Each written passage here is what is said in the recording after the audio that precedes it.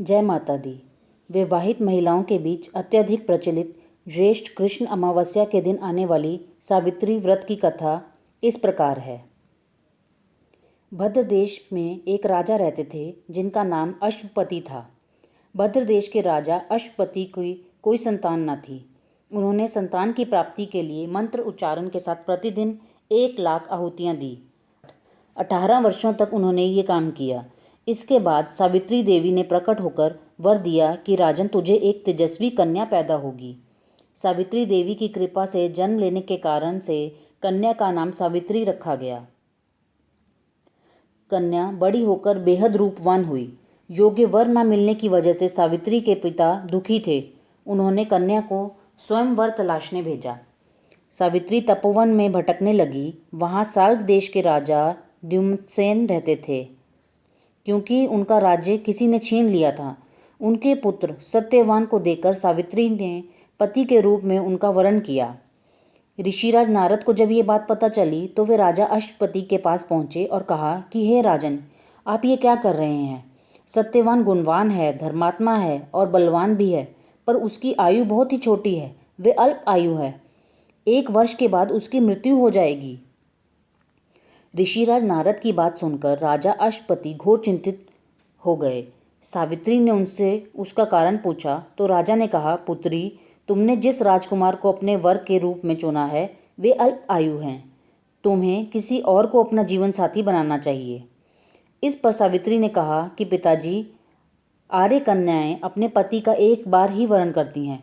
राजा एक बार ही आज्ञा देता है, पंडित एक बार ही प्रतिज्ञा करते हैं और कन्यादान भी एक ही बार किया जाता है। सावित्री हट करने लगी और बोली कि मैं सत्यवान से ही विवाह करूंगी। राजा अश्वपति ने सावित्री का विवाह सत्यवान से कर दिया। सावित्री अपने ससुराल पहुंचते ही सास ससुर की सेवा करने लगी। समय बीतता चला गया। नारद मुनि ने सावित्री को पहले ही सत्यवान की मृत्यु के दिन के बारे में बता दिया था। वे दिन जैसे जैसे करीब आने लगा, सावित्री अधीर होने लगी। उन्होंने 3 दिन पहले ही उपवास शुरू कर दिया। नारद मुनि द्वारा कथित निश्चित तिथि पर पितरों का पूजन किया। हर दिन की तरह सत्यवान उस दिन भी लकड़ी काटने जंगल चले गए। साथ में सावित्री भी गई। जंगल में पहुंचकर सत्यवान लकड़ी काटने के लिए एक पेड़ पर चढ़ गए। तभी उनके सिर में तेज दर्द हुआ। दर्द से व्याकुल सत्यवान पेड़ से नीचे उतर गए। सावित्री अपना भविष्य समझ गईं।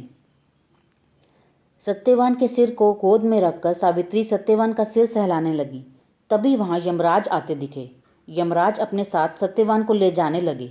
सावित्री भी उनके पीछे पीछे चल पड़ी।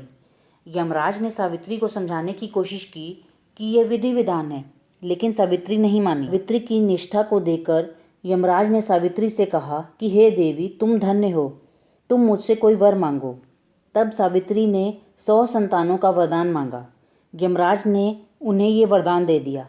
सावित्री ने यमराज को कहा कि प्रभु, मैं एक पतिव्रता पत्नी हूँ और आपने मुझे पुत्रवती होने का आशीर्वाद दिया है। ये सुनकर यमराज को सत्यवान के प्राण छोड़ने पड़े।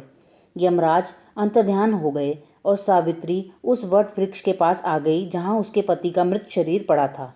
सत्यवान जीवित हो गया और दोनों खुशी खुशी अपने राज्य की ओर चल पड़े। वट सावित्री व्रत करने और इस कथा को सुनने से उपवासक के वैवाहिक जीवन या जीवन साथी की आयु पर किसी प्रकार का कोई संकट नहीं आता। धन्यवाद। जय माता दी।